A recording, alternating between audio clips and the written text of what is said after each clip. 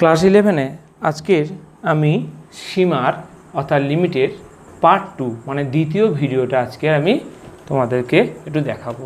অর্থাৎ যে টপিকগুলো আমাদের হয়েছে বা যেগুলো আমাদের এখনও বাকি আছে সেখান থেকে আমরা আজকের শুরু করব।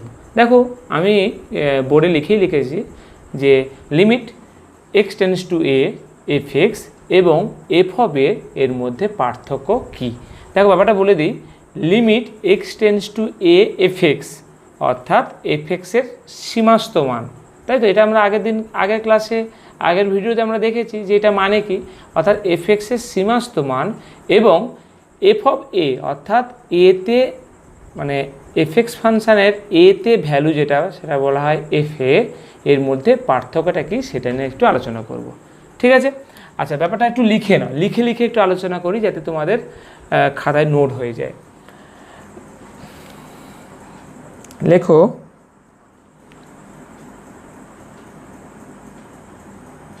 ধরি কোনো চল x এর মান কোনো ধ্রুবক a এর দিকে অগ্রসর হলে, ধরি কোনো চল x এর মান কোনো ধ্রুবক এর দিকে অগ্রসর হলে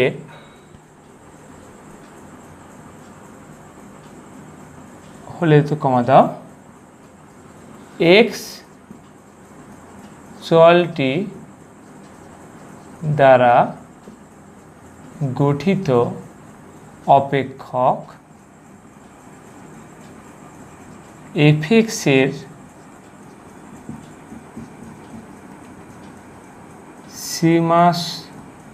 সীমাস্তটা বানানটা ভুল হচ্ছে, দীর্ঘইকার হবে, এর সীমাস্ত মান বা সীমাকে, যেটা আমরা পড়েছি সীমাকে, সীমাস্ত মান বা সীমাকে limit x tends to a f(x) দ্বারা চিহ্নিত করা হয়। এটা আমরা আগের ক্লাসে শিখেছি, সেটা আরেকবার লিখে দিলাম। ঠিক আছে? তাহলে এইটা মানে কি? এইটা মানে কোনো চল x এর মানে x একটা চল, তার মান এর দিকে অগ্রসর হলে x চলটি দ্বারা গঠিত অপেক্ষক f(x) এর সীমাস্ত মান বা সীমাকে এইটা দ্বারা চিহ্নিত করা হয়। অর্থাৎ কি বোঝানো হচ্ছে? অর্থাৎ limit x tends to a f(x) এর দ্বারা কি বোঝানো হচ্ছে? f(x) এর দ্বারা x চলটি এর বাম বা ডান দিক থেকে a এর দিকে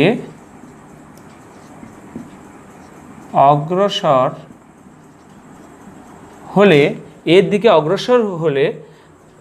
এর বাম দিক বা ডান দিক থেকে এর দিকে অগ্রসর হলে f(x) এর মান কোন দিকে অগ্রসর হবে তা প্রকাশ করে। ব্যাপারটা একটু ভালো করে বুঝে নাও। তাহলে এটার দ্বারা কি প্রকাশ করে? x চলটির মান এর দিকে অগ্রসর হলে f(x) এর মান কোন দিকে অগ্রসর হবে তা প্রকাশ করে। তাই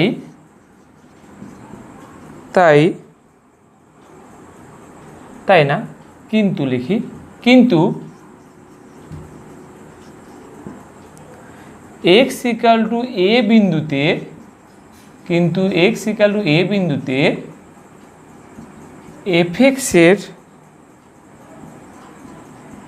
মান কত হবে তা এখান থেকে কিন্তু জানা যায় না, তা এখান থেকে জানা যায় না। ঠিক আছে, তা কিন্তু এখান থেকে জানা যায় না। ঠিক আছে, মানে এক্স ইকুয়াল এ বিন্দুতে এফ এক্সের মান কত হবে সেটা কিন্তু এই লিমিট থেকে কিন্তু জানা যায় না। পক্ষান্তরে, ঠিক আছে, অর্থাৎ অন্য কথা যদি বলি, পক্ষান্তরে মানে আমি এবার এটা বোঝানো হয়ে গেল, এবার এটা বলবো। পক্ষান্তরে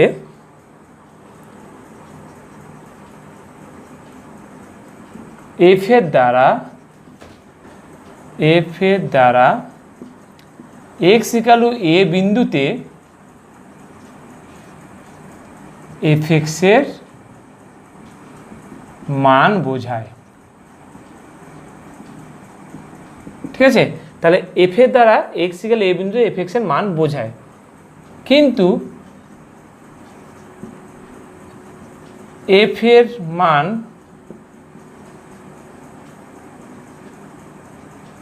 থাকতে পারে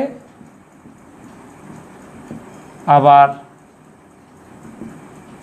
নাও থাকতে পারে। এই মানটা কিন্তু সবসময় পাওয়া যায় না, বুঝেছো? সবসময় এই মানটা কিন্তু পাওয়া যায় না। এর মান থাকতে পারে আবার নাও থাকতে পারে। যদি থাকে তাহলে বলে এফ এ সংজ্ঞাত,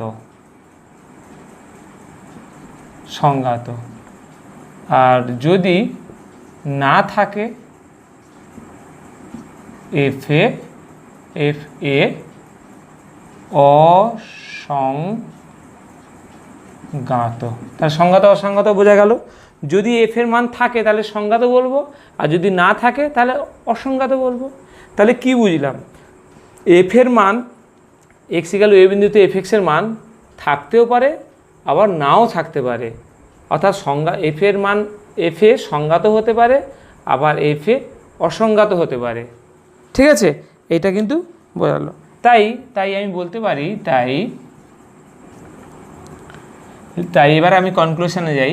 তাই limit X tends two A F x এর অস্তিত্ব থাকলেও তা এফ এর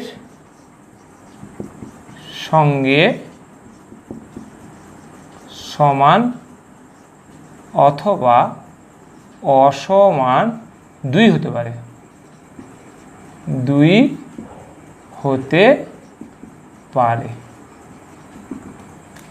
মানে বলতে চাইছি এই দুটো সমান হতে পারে আবার এই দুটো সমান নাও হতে পারে। মানে কোন দুটো?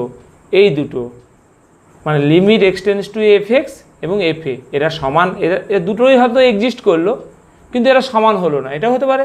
আবার এক্সিস্ট করলো সমান হয়ে গেল, এটাও হতে পারে। ঠিক আছে, সব রকম আমি কন্ডিশন লিখে দিলাম।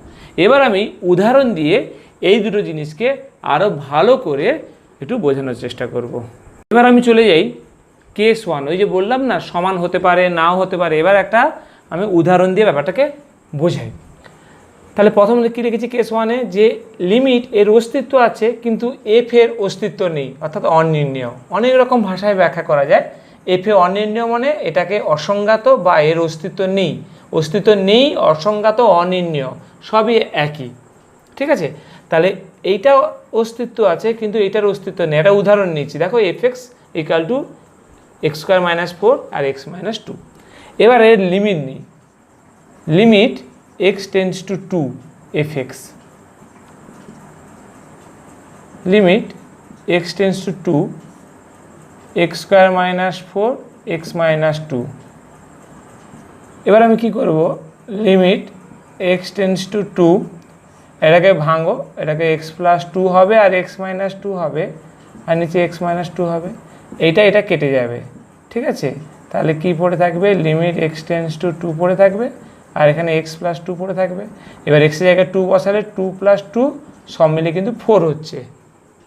সব মিলে 4 হচ্ছে।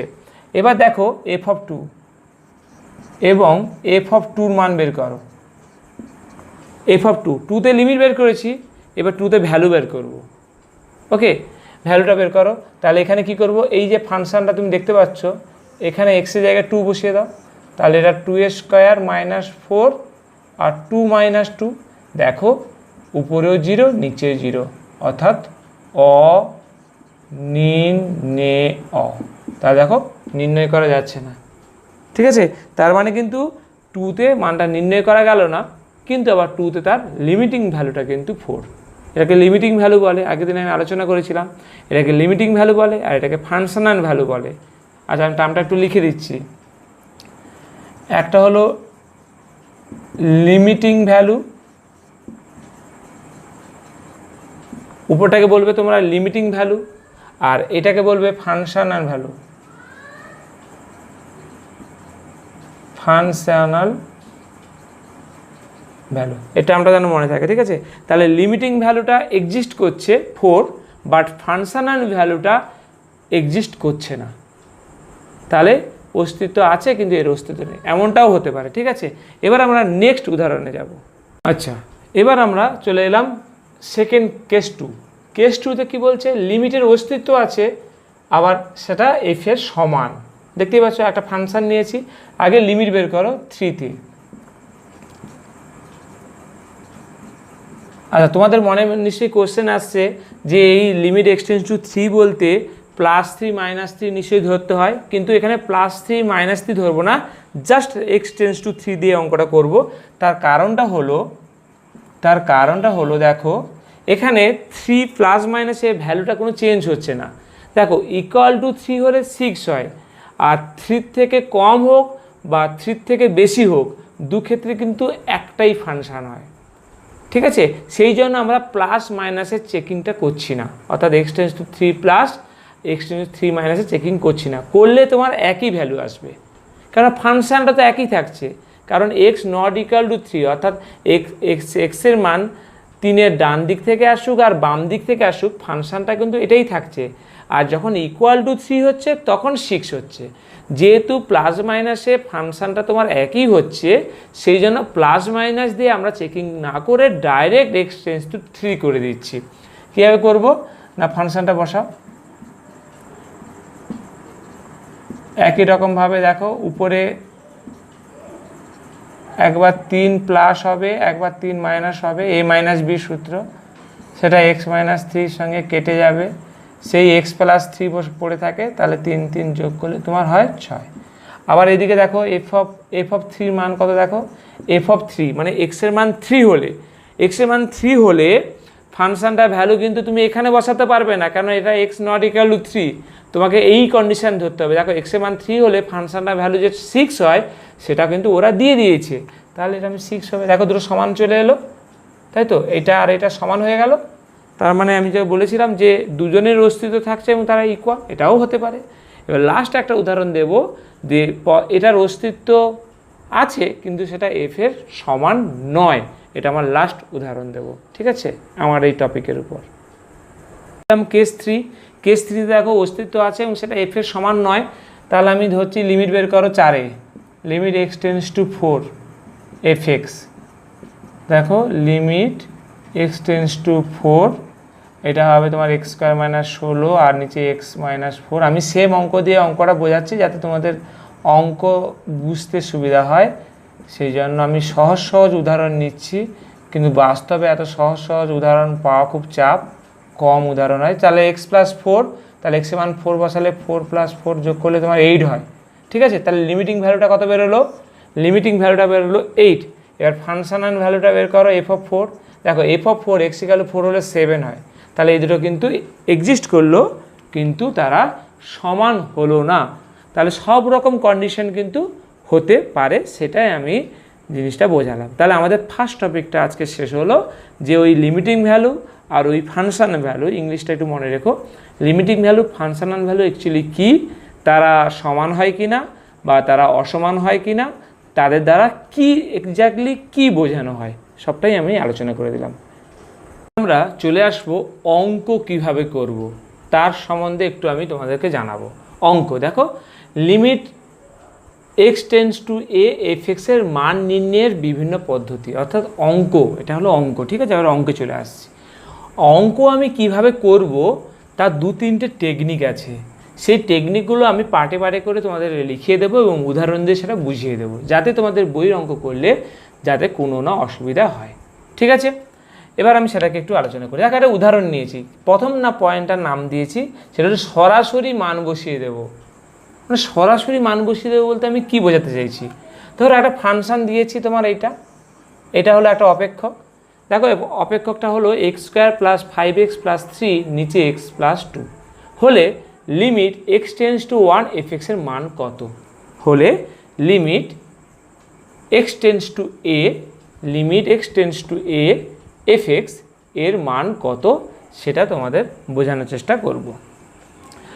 ঠিক আছে, এবার ব্যাপারটা দেখো কিভাবে হবে। আমি কি করব, আগে লিখব যে limit X tends to 1 FX. ঠিক আছে, এবার আমি কি করব না, একই জিনিস লিখব, যে এফএক্সের যে ফাংশানটা আছে সেটা বসিয়ে দেব।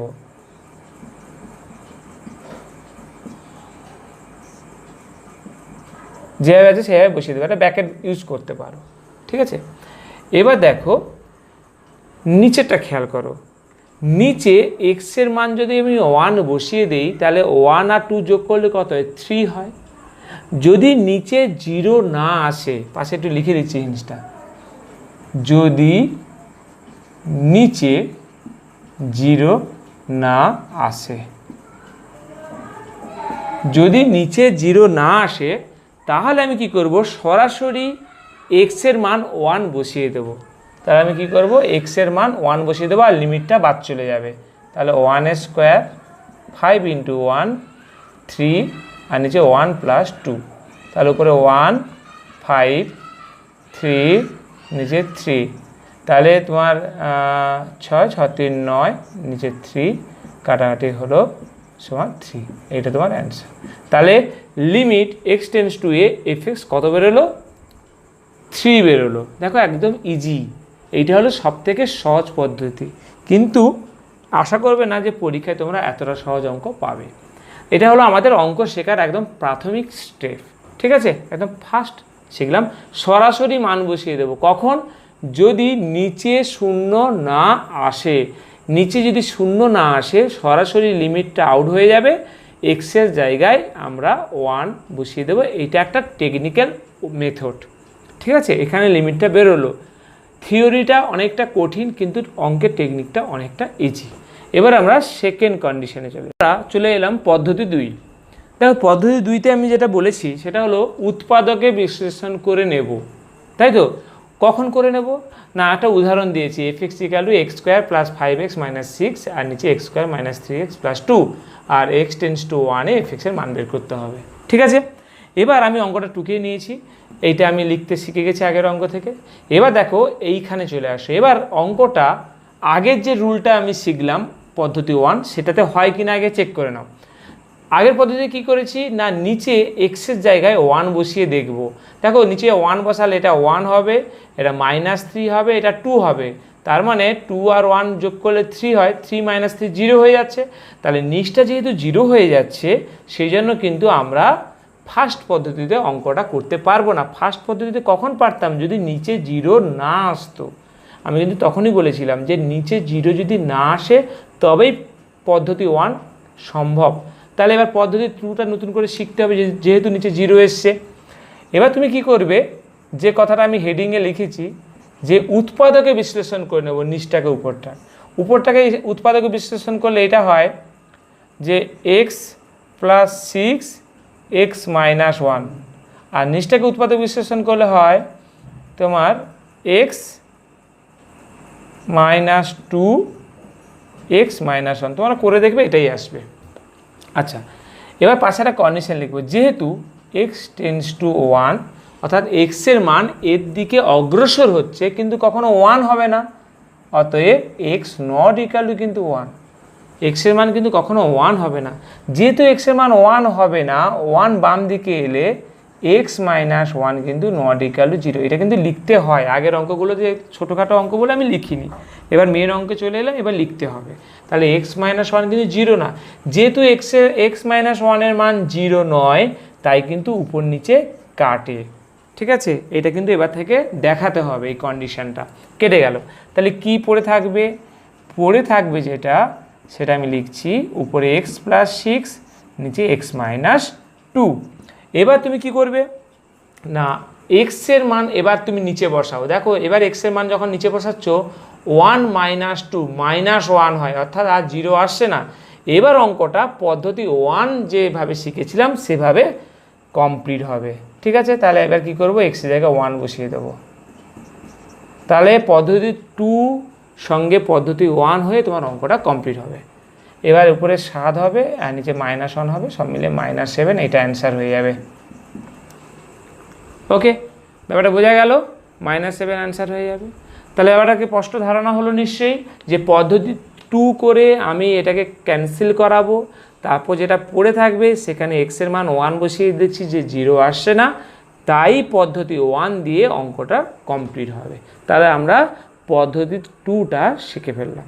আচ্ছা, এবার আমরা চলে এলাম তোমার পদ্ধতি 3। পদ্ধতি 3টা কিন্তু পদ্ধতি 1 বা 2-এর মতো অতটা কিন্তু ইজি না, একটু যেন সমস্যা আছে, একটু ভালো করে দেখো। ঠিক আছে, এটা কষ্ট হচ্ছে না, যাই হোক। আচ্ছা, পদ্ধতি 3 দেখো বলেছে প্রতিস্থাপন নিতে হবে।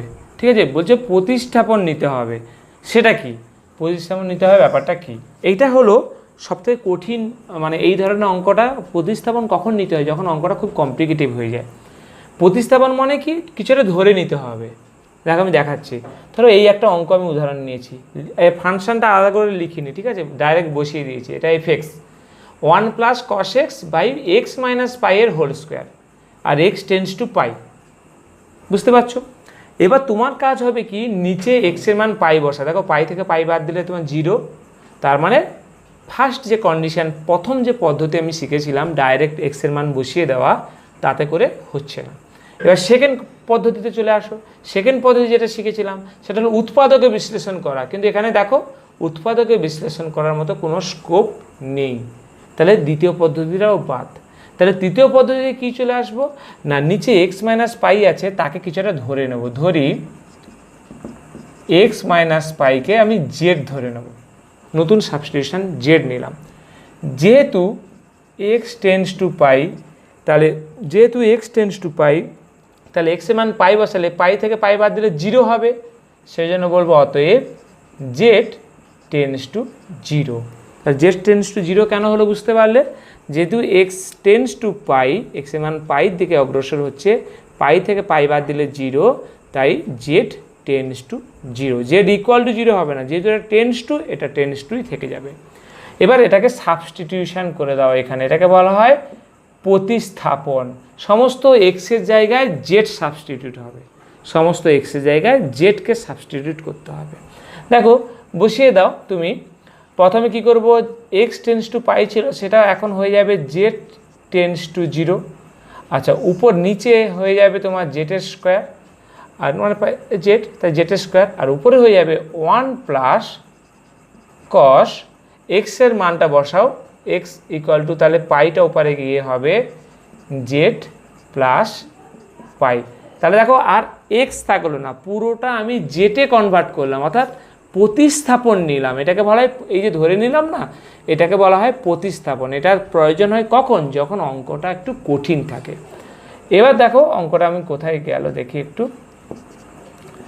Z tends to zero.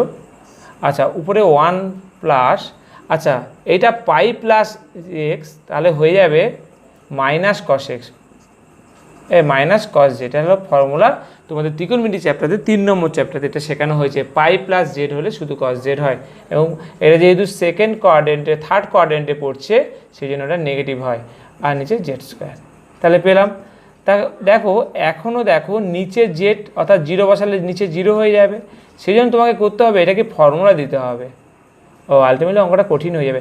1 minus cos জেটের formula হলো 2 সাইন স্কোয়ার জেড বাই 2, আর এটা হয়ে যাবে জেড স্কোয়ার। ঠিক আছে, অঙ্কটা যখন শুরু করেছি একটু কমপ্লিট করার চেষ্টা করি। 2টা লিমিটের বাইরে বের করে দেবো, 2টা কনস্ট্যান্ট তো কোনো অসুবিধা নেই, লিমিটের বাইরে বের করে দেবো, ঠিক আছে। আর এইটা তুমি লিখতে পারো sin z/2 বাই z/2, এটা একটা লিখবো sin z/2, নিচে z/2 এটা একটা লিখবো, ঠিক আছে। এবার দেখো এখানে তো জেড জেড গুণ করলে জেড স্কোয়ার, এটা নিচটা গুণ করলে কি হয়, z²/4 হয়তো, z²/4 হয়তো, কিন্তু এখানে তো শুধু z² আছে, উপরটা যেমন মিলে গেছে সাইন গুণ করলে sin² z/2 মিলে গেছে, কিন্তু নিচে z/2 গুণ করলে তো z²/4 হয়, উপরে তো 4 নেই, সেই জন্য এখানে ইন্টু 1/4 করে সেই 4টাকে ব্যালেন্স করলাম, তাহলে 4 এই 4 কেটে শুধু z² হয়ে গেল, সেই 1/4টা সামনে চলে আসবে, তাহলে 2/4 হলো। এবার আমি কি করব, অঙ্কটা একটু কঠিন হয়ে গেল, অঙ্কটা অ্যাকচুয়ালি উদাহরণটা নেওয়ার সময় বুঝতে পারিনি এতটা কঠিন হয়ে যাবে, অ্যাকচুয়ালি এটা এখন শেখার টাইম হয়নি, যাই হোক করে ফেলেছি যখন আমি করে নিই, সাবস্টিটিউশনটা বোঝাতে গিয়ে একটু ব্যাপারটা কঠিন উদাহরণ হয়ে গেল আর কি। এটা 1/2, এটা 1 হয়, এটা 1 হয়, কেন এটা 1 হয় আমি পরে আলোচনা করব, একটু অঙ্কটা আমার কঠিন চয়েস করা হয়ে গেছে, যাই হোক করে ফেলি, এটা অ্যান্সার, ঠিক আছে। এটা লিমিটের একদম শেষ পর্যায়ের অঙ্ক হয়ে গেল, এটা কঠিন হয়ে গেল, এটা সালেও এসছে, অনেকবার সালেও এসছে, যাই হোক। তাহলে অঙ্কটা আমরা কমপ্লিট করলাম সাবস্টিটিউশন মেথডে, অর্থাৎ প্রতিস্থাপন পদ্ধতিতে, কিন্তু একটু কঠিন হয়ে গেল। ওকে, আমরা পরের পদ্ধতি চলে যাব, এটা আমাদের শেষ পদ্ধতি। ওকে, পদ্ধতি নাম্বার 4, করণী নিরসন করতে হবে।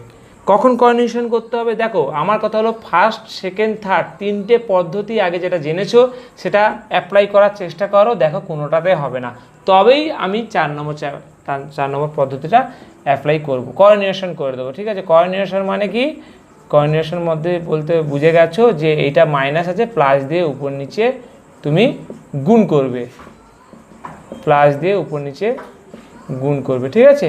তাহলে আমি কি করব, x - 2 4 - x, আর এর প্লাসটা দিয়ে উপর নিচে আমি গুণ করছি, করণী নিরসন যেটা তোমরা মাধ্যমিকে শিখেছো। এবার দেখো কি হচ্ছে, লিমিট x টেন্ডস টু 3, আচ্ছা উপরে যেভাবে আছে সেভাবে আপাতত থাক,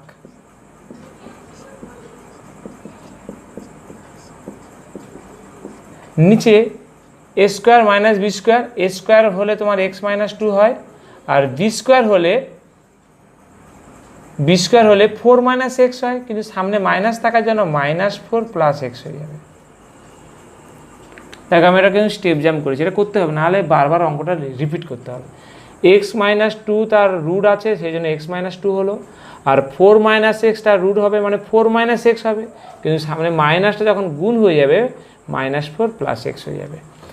এতে তোমার লাভটা কি হচ্ছে, যে একটা লাইন খাটনি তোমার কমে গেল। উপরে কিন্তু এখনও, এটাও কিন্তু অঙ্কের শেষের দিকে অঙ্ক, হ্যাঁ এগুলো সব পরীক্ষায় আসে। এটা x যোগ করলে 2x - 6, অঙ্ক এখনো লেন্দি হয়েই যাচ্ছে।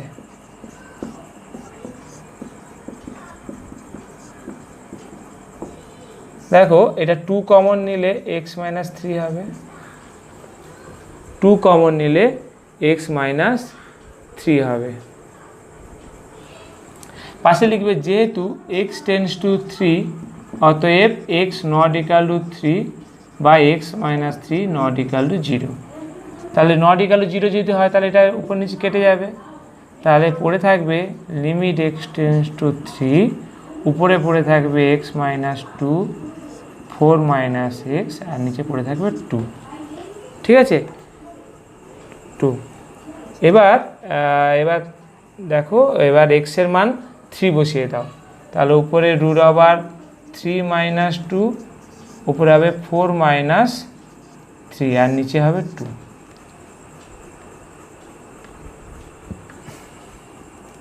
থ্রি - 2 আর 4 - 3, মানে x এর জায়গায় 3 বসিয়ে দিয়েছি, তাহলে উপরে এটা √1 মানে 1, এটাও মানে 1 1 যোগ করলে 2, আর নিচে 2 2/2 কেটে 1, এটা অ্যান্সার।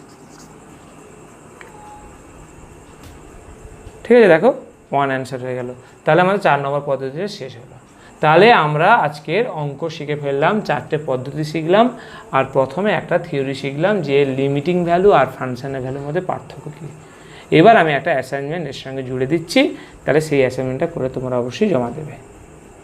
তোমাদের বলেছিলাম একটা অ্যাসাইনমেন্ট আমি দেবো, অ্যাসাইনমেন্ট 2। একটু অ্যাসাইনমেন্টটা ভালো করে বুঝিয়ে দিই। দেখো, লিমিট x টেন্ডস টু 2 এর মান নির্ণয় করতে বলেছি। এটা কোন পদ্ধতি 4টে পদ্ধতি কোনটাতে যাবে সেটা অনুযায়ী তুমি করবে। আবার পরের অঙ্কটাও দিয়েছি, একটু মডের উপর দিয়েছি, এটা অস্তিত্ব আছে কিনা আমি চেক করতে বলেছি। এটা আগের ভিডিও অনুযায়ী হবে, আগের ভিডিও বা এই ভিডিও যেটা বুঝেছো সেই অনুযায়ী করবে। এইটাও দেখো, আজকে যে পদ্ধতি আমি শিখেছি তার মধ্যে হবে। যখন অস্তিত্ব আছে না নেই জিজ্ঞাসা করবে তখন আগের ভিডিও অনুযায়ী ভাববে, আর যখন মান নির্ণয় করতে বলবে তখন আজকে যে পদ্ধতিগুলো আলোচনা হলো তার মধ্যে ভাববে। আবার এটা দেখো বলেছে, আজকে তো এটা বুঝিয়েছি যে এর মান থাকলেও সেটা f0 উভয় অস্তিত্ব নেই সেটা দেখাবে। দেখো, এই অঙ্কটা f(x = mod x / x) হলে এটা এবং এটা উভয়ের অস্তিত্বই নেই, তারা সমান হতো দূরের কথা, অস্তিত্ব নেই সেটা তোমরা দেখাবে। বিভিন্ন ভ্যারাইটির অঙ্ক তোমাদের আমি দিলাম অ্যাসাইনমেন্ট 2-তে, সেগুলো করে তোমরা অবশ্যই দেখাবে।